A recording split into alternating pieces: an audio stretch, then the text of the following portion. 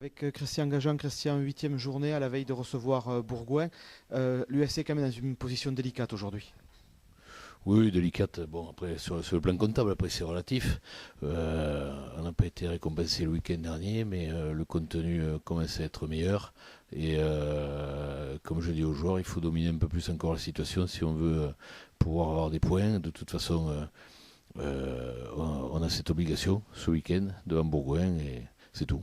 Est-ce que le retour à la vidéo en début de semaine vous a permis justement d'identifier des points très positifs proposés par vos joueurs du côté d'Aix parce qu'il y a eu du jeu quand même?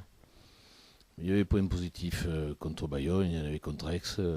Contre Aix, le match était gagné. Les circonstances ont voulu que ce soit différent.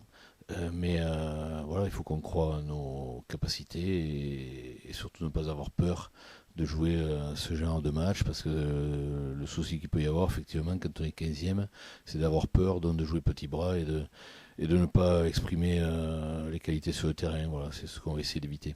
Après décision de la LNR, vous perdez un joueur de plus dans le pack. Le pack qui était déjà, on va dire, amoindri ou en tout cas touché par plusieurs absences, c'est Kevin Gimeno. Est-ce qu'on a les solutions à l'interne pour pallier cette absence?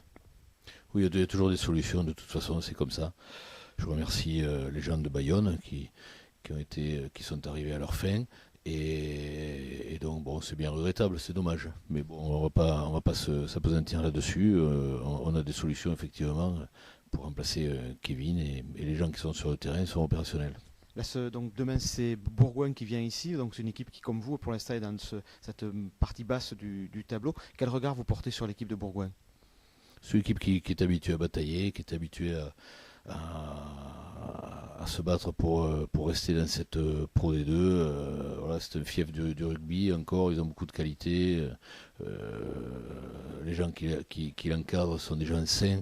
Je connais en particulier Serge Lahire, là, pour avoir été un compagnon de route au Stade Toulousain. Donc voilà, j'ai beaucoup de respect pour ces gens-là et on va essayer de les prendre avec le plus sérieux possible.